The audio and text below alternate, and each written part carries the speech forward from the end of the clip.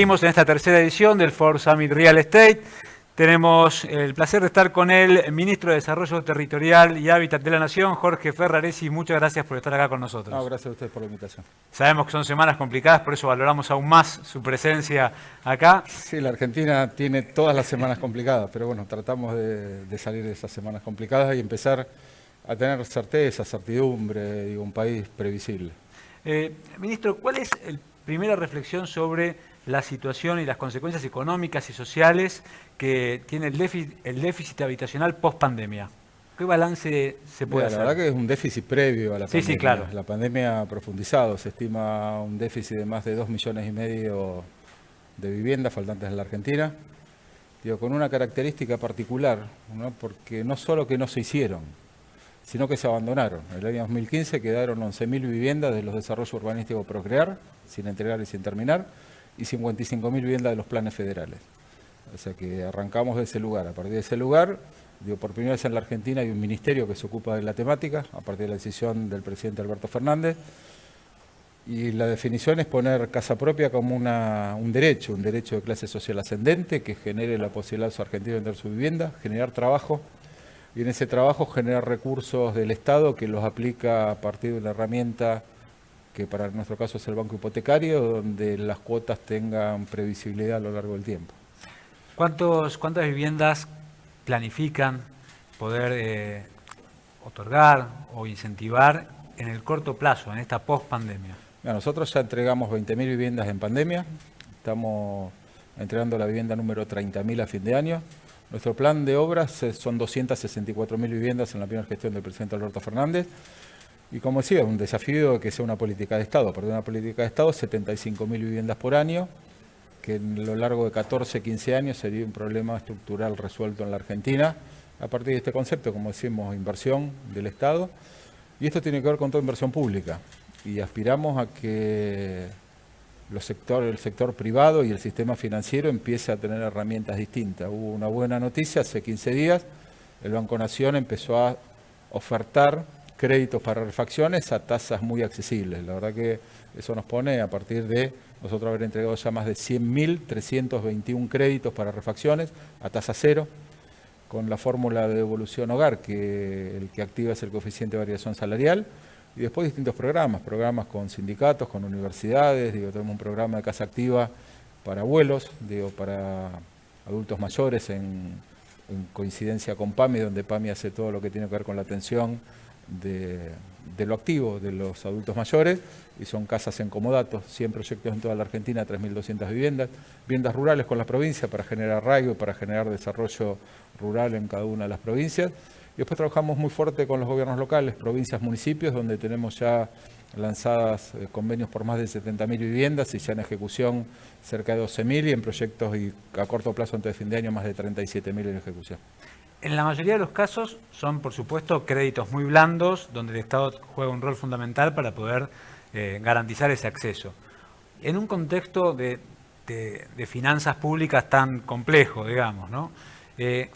¿Entran en colisión esa situación de fragilidad, de déficit?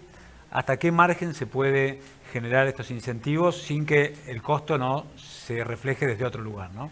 Mira, nosotros tenemos un presupuesto muy responsable, un cambio de paradigma con respecto al acuerdo de la deuda y el pago de intereses, y eso genera una inversión pública. Por eso digo al presidente que era un Ministerio de Vivienda con un presupuesto acorde a desarrollar todo este tipo de políticas. Así que no vemos ninguna situación de riesgo, todo lo contrario. Nosotros ya hoy tenemos más de 55.000 viviendas en construcción que han generado más de 160.000 puestos de trabajo. Créditos individuales, vengo de Morón, de entregar créditos individuales a ya más de 17.000 créditos individuales para que la gente construya su vivienda a tasa cero en más de 451 municipios de la Argentina. También son programas federales. Y después, desarrollando lo que tenga que ver, en algunos casos, uno de los objetivos claves para desarrollar todo este programa tiene que ver con la generación de suelo. La generación de suelo tiene distintas aristas. Una son los terrenos públicos, vacantes, que lo vamos generando salir de ese lugar que hoy están en un determinado organismo para que pasen al fideicomiso del banco hipotecario, donde nosotros desarrollamos los desarrollos urbanísticos de Procrear.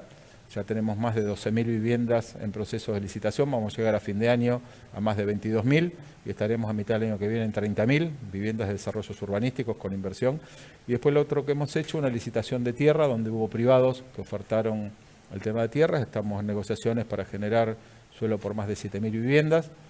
Y después, bueno, también con sindicatos, cooperativas, mutuales, donde también vamos generando ese aporte de suelo urbano o generar la concreción de suelo urbano. Uno de los desafíos grandes que tiene la Argentina es esto. Nosotros tenemos un plan nacional de suelo, donde generamos inversión de infraestructura para generar suelo urbano, muchas veces en asociación con los privados, donde el privado se queda con una cantidad de terrenos y el Estado se queda con otra cantidad de terrenos, porque ahí existe la plusvalía a partir de la zonificación. La zonificación tiene una potencia muy, muy fuerte, que en la Argentina los gobiernos no lo han sabido utilizar, y aparte justo con el plan de desarrollo urbano vamos generando elementos y legislación que tengan las provincias para que cada provincia tenga su ley de suelo y vayamos creando esto. Nosotros decimos construir 75.000 viviendas a partir del año 2024. Ahí ven entonces al sector privado como un aliado y no solo como un proveedor al cual se llama licitación, digamos. Y mira, nosotros siempre aspiramos, tuvimos reunión con desarrolladores, hasta ahora no nos hemos puesto de acuerdo porque nosotros tenemos una dificultad que tenemos que trabajar. Hoy construir un metro cuadrado de vivienda está en el orden de los $800 oficial, ¿verdad? Y se vende a 1.400 blue. O sea, nos debemos, ¿no?, una discusión, un afinar un lápiz, un decir, bueno, me parece bien, digo, siempre el privado está muy bien que tenga su rentabilidad, pero me parece que esto de vivienda como que tendríamos que abordar un número real. Entonces, digo, a partir de esa realidad, digo, generar, digo, hay posibilidades.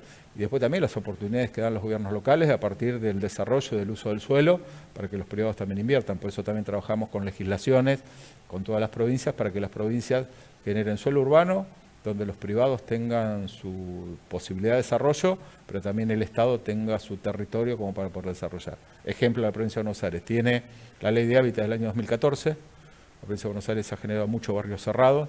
Esos barrios cerrados no han generado justamente lo que dice la ley, una plusvalía de la tierra a favor del Estado. Entonces, digo, y sabemos que en los barrios privados se hace falta mucha mano de obra, jardineros, domésticos, gente de mantenimiento, que cuando hay más una distancia importante termina construyéndose un barrio precario al lado de un barrio cerrado. Y la verdad que lo bueno sería generar un barrio de gente trabajadora que pueda abastecer a ese otro barrio, y esta es la planificación que hay en este tiempo.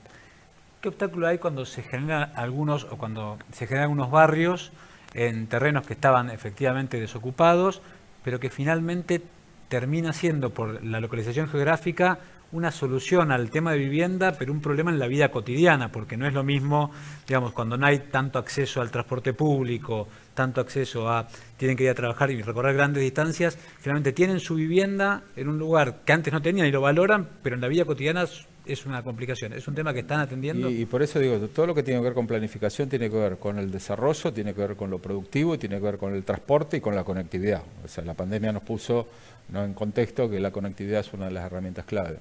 Y por eso digo, el segundo y el tercer cordón del conurbano bonaerense tienen una gran oportunidad de crecer planificadamente, porque la no planificación que hace que los barrios cerrados se hagan por prepotencia de las inversiones, y no está mal ni bien, y los pobres vayan a las veras de los arroyos.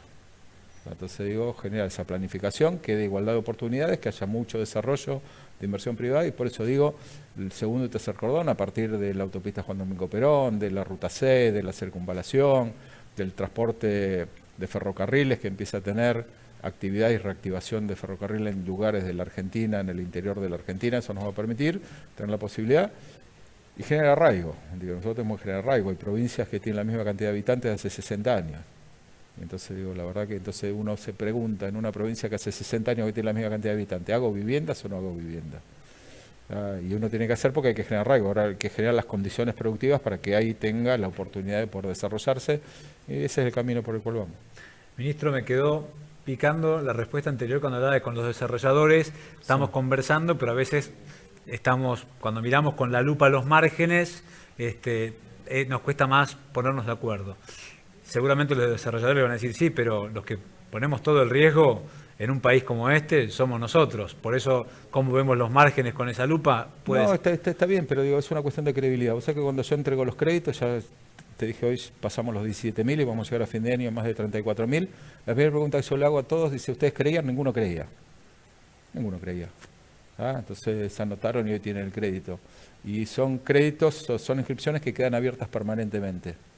Desde el último sorteo, que fue el día 16, en una semana se anotaron más de 9.000. O sea que empieza a haber credibilidad. Por supuesto, nosotros tenemos que dar señal al sector privado que somos gente seria, que construimos, que hacemos. Hoy entregué 5 viviendas en Morón del desarrollo urbanístico de Procrear del año 2014. 7 años para entregar una vivienda, es un fracaso.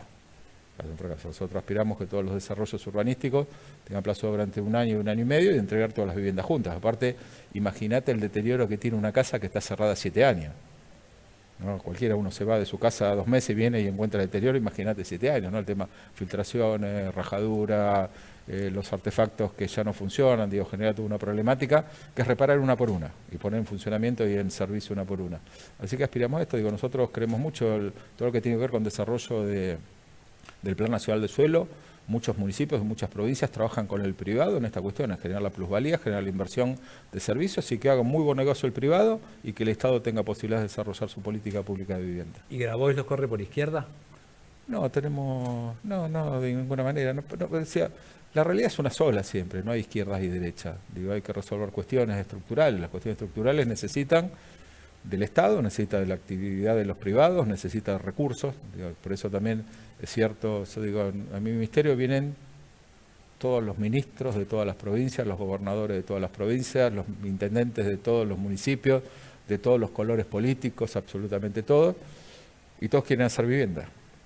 Ahora para eso tenemos que tener algo que vos decías al principio, un presupuesto que genere los recursos como para poder dar solución a una demanda estructural. Entonces me parece que empezar a definir en la Argentina políticas públicas, me parece que el tema de vivienda es una muy buena oportunidad.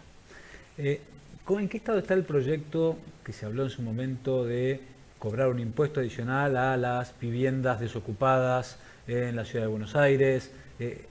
¿Prosperó? ¿Cómo la verdad es que una solución? Es un disparador. Vos fíjate que Berlín, primer mundo, Alemania, compró 14.400 viviendas y tiene una ley de expropiación de 244.000 viviendas, por una cuestión del tema alquileres.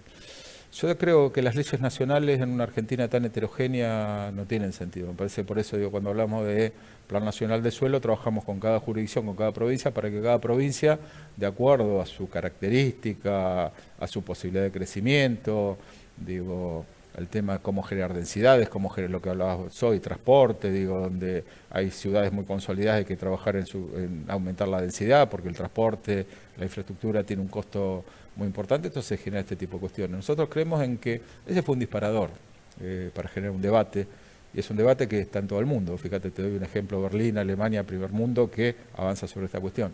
La característica que tiene la Ciudad de Buenos Aires es una ciudad que expulsa. La Ciudad de Buenos Aires tiene 400.000 habitantes menos que en 1949. Yo entregué ya, de estos que voy personalmente, 18 créditos en la ciudad. Ahora la semana que viene entrego 65 más. Ninguno se queda a vivir en la ciudad. Entonces, y la ciudad en el gobierno anterior recibió de parte del Estado Nacional tierras para haber podido construir 25.000 viviendas. No construyó ninguna, sino generó una visión distinta de una ciudad que genera desarrollos urbanos para clase ABC1, y es una característica que tiene esta ciudad. Y ahora nosotros nos podemos meter en esa cuestión, ¿no? Porque cada gobierno local define hacia qué lugar ir. Si hay un debate que darlo, es un debate de la política y se da ante cada elección y cada pueblo elige el lugar para donde quiere ir y habrá otro que tiene una propuesta distinta. Yo creo que la ciudad tiene una gran oportunidad con respecto al tema de alquileres en todo lo que tiene que ver la zona del microcentro. A partir de la pandemia es un cementerio. Es un cementerio, sí. Uno ve, alquila oficinas, 3.000, 4.000, 5.000 metros cuadrados y uno me parece que no va a funcionar. O locales comerciales, ¿no? Cerrados y cerrados, me parece que hay una gran oportunidad de reconvertir una zona que está muy depreciada, una zona que no va a tener el mismo destino que tenía anteriormente, y me parece, pero esas son legislaciones locales, nosotros generamos disparador a partir de esa cuestión y trabajamos legislaciones provinciales con cada una de las provincias, con las universidades, con el conocimiento local y con el conocimiento que tiene nuestro equipo, que la verdad que es muy fuerte con respecto a la generación de suelo. Ahí tiene un punto de contacto con el subsecretario de la Ciudad de Buenos Aires, que estuvo hace un rato con nosotros, con Álvaro García Resta, que hablaba justamente de esto, y ponía quizás una diferencia que puedo ver entre lo que usted comenta ahora y lo que comentaba él es, la Ciudad de Buenos Aires se adjudica haber recuperado mucho terreno público, 100 hectáreas, incluido el proyecto que vamos a hablar ahora después de esta charla con Ersten en la ex deportiva de La Boca, y quizás iba a haber 65 hectáreas, en caso puntual de La Boca, de espacio público. La pregunta es, o la diferencia sería que en esas 65 hectáreas, una parte, el gobierno nacional, si tuviera potestad en la ciudad, utilizaría para construir viviendas, no dejaría los 65 espacios. No, que digo, a ver, la planificación corresponde a la ciudad, digo, nosotros podemos tener una visión. Pero como mirada, ideológicamente, digamos, claro, ¿no? tiene que ver con eso, digo, uno tiene que resolver las dos cuestiones. Cuando yo te digo que me parece espectacular el barrio cerrado, pero el barrio cerrado trabajan, digo, 2 o 3 personas por cada una de esas viviendas, es lógico que esa gente no tenga que viajar 50 kilómetros todos los días, sino que tenga un hábitat digno, un hábitat acorde, y es mejor también para el empleador, digo, el empleador que su empleado vive en condiciones dignas y que viva cerca de su lugar, es el mejor de los mundos. Así me parece que eso, digo, tiene que ver con las dos cuestiones. Está muy bien que se desarrolle, está muy bien que crezca, está muy bien que los inversores ganan mucha plata, pero nosotros tenemos que abordar una problemática importante que tiene que ver con gente que no puede acceder. Como decís, el sistema financiero todavía no, salvo este caso del Banco Nación, que es una buena señal, digo, a partir de una inversión muy fuerte que hace el Estado, 264.000 viviendas en 3 años va a ser una inversión fuerte y va a empezar a generar un público que va a venir al Estado, pero va a necesitar otro que vaya al privado, y el privado no va a poder estar muy distante de las políticas que generamos nosotros con función de las inversiones, de los recursos, del recupero. Así que bueno, son temas que hay que abordarlos, que hay que avanzarlos y generar esto, digo, la discusión, el debate, y en ese debate buscar las mejores experiencias. Sé que es un tema local y no nacional, pero el tema de la ley de alquileres es un tema que preocupa a muchísima gente, dada la disparada de precios que hubo en los últimos tiempos. ¿Creen que se van a poner de acuerdo los principales bloques para poder modificar esta ley? Eso digo, como te decía anteriormente, a mí me parece que las leyes nacionales no tienen, es muy difícil aplicarla. No, digo en la ciudad, digo, ¿no? Está bien, pero por ejemplo, la ley de alquileres, sí, por ejemplo, tiene una obligatoriedad para el desalojo de la mediación. Hay 11 provincias que no tienen mediación. Entonces no es aplicable. Ya, digo, la Argentina tiene, yo te decía, una problemática de poner blanco sobre negro en algunas cosas con respecto al precio de la construcción, el trabajo registrado. Digo, todos sabemos más o menos que hay un 35-40% de trabajo no registrado.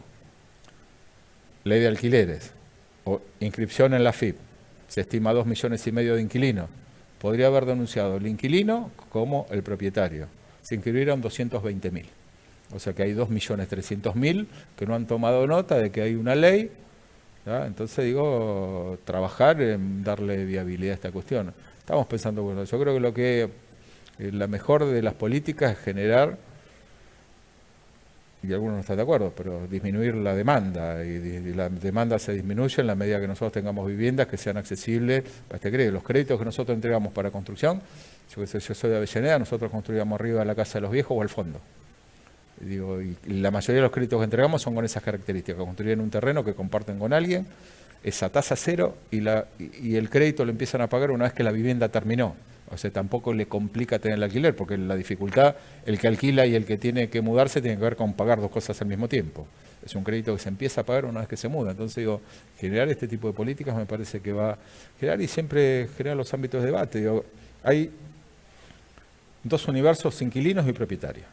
Digo, un universo heterogéneo de inquilinos, ¿ya? De gente que alquila porque desea alquilar, porque tiene recursos que prefiere invertirlo en un sistema productivo, en una propiedad. Y hay propietarios, algunos que tienen muchas, y muchos que tienen 1 o 2 viviendas que generan a partir de eso, y muchos jubilados, ¿no? Que tienen a partir de la entrada de un alquiler la posibilidad de tener una vida mejor. Así que también digo, generar una sola política en un universo tan diverso es complicado. Estamos trabajando, estamos generando reuniones con los grupos de inquilinos, digo, también con los desarrolladores, y ver políticas, pero digo, son políticas estructurales. La pandemia, como decís, vino a complicar las cuestiones. Digo, la ley, algunos la critican, otros la defienden muchísimo, pero fue una ley que se trabajó con consenso, que tuvo mayoría en el CES. Yo la agarré ya hecha la ley, digo, pero tiene estas dificultades de aplicación donde hay herramientas que en determinados lugares no se pueden aplicar. 2 de la coyuntura, por fuera específicamente de este foro, imposible de no hacer. Uno de los ministros que se sostuvo y quedó en el gabinete luego de este cambio. ¿Cómo ¿Qué expectativas para noviembre?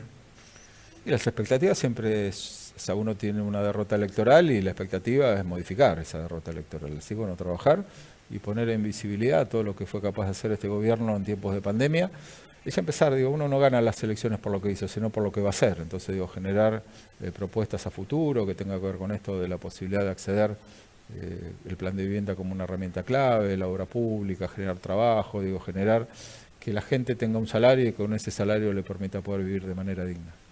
Aunque cuando lo declaró dijo que falta mucho, en su momento dijo que usted imaginaba un proyecto de 8 años para Alberto Fernández en la presidencia y 8 años para Axel Kicillof en la provincia. ¿Sigue? Sí, pienso lo mismo, digo, es así, me parece que los procesos políticos son de esas características y tienen que ir en ese sentido. Así que digo, consolidar un proceso, un proyecto que ahora ha tomado más velocidad, ha tomado más visibilidad, ha tomado a partir del jefe de gabinete que le impuso ya una impronta juntarnos a las 7 de la mañana y trabajar muchas horas por día, cosa que se venía haciendo, pero esa no se visibilizaba, digo, ponerse, digo, ya en... ¿Pero se juntan más temprano ahora? ¿O? Sí, digo, cada uno iba por su lado, digo, sí, todos trabajamos mucho hoy temprano. Ayer justamente en la reunión de gabinete era impresionante la cantidad de hechos positivos que tienen todos los ministerios, ¿no? Y que uno siendo ministro ni los conoce. Entonces, digo, qué difícil, digo, que esas políticas se puedan expresar y las pueda conocer la gente. Por eso, digo, cuando uno genera políticas, las políticas tienen que ser universales, digo. Cuando yo veo que de un día para el otro se anotan 300, 400 personas más para acceder al crédito, es porque empieza a conocerse, empieza a saberse, se empieza a conocer uno que lo tuvo, uno que ya empezó a construir, el otro que entró a la página y entró fácil y recibió el crédito en 30, 40 días. Así la verdad, digo, esas son las políticas. Cuando se generan, se apropia la gente, empiezan a tener dinámica. ¿Le entusiasma el nuevo gabinete? Sí, yo soy un hombre político y la verdad nosotros... Digo, empezamos a la mañana, terminamos a la noche y no sabemos si al otro día a la mañana arrancamos de vuelta. Digo, somos parte de un equipo. Digo, los imprescindibles son los que van a elecciones y ganan una elección. El resto somos un equipo de gente que aportamos una experiencia, que aportamos un saber, un trabajo de más, que podemos estar o podemos no estar. Pero lo importante, digo, un proyecto político que sintetiza, que en nuestro caso sintetizan Alberto y Cristina, y bueno, profundizar ese camino. Ministro Jorge Ferraresi, le agradezco mucho su presencia en esta edición del Ford Summit de Real Estate. Sé que no es fácil hacerse un espacio, por eso lo valoro mucho más. No, un gusto compartir la nota con ustedes, a disposición. Cualquier otra entrevista estamos dispuestos. Nos queda la última charla con el CEO del grupo IRSA, Seguidita. Gracias a todos por estar ahí. Gracias, ministro, por su presencia. Y además presidente del Banco Hipotecario. Por supuesto. ¿Alguna pregunta que le traslado? No, porque nos vemos seguido, charlamos mucho y trabajamos... Aproveche, se la hago ahora en un minuto. Le ponemos energía en lo que hacen ellos y lo que hacemos nosotros. Muchas gracias. Gracias, muy amable. No se vayan, ya seguimos,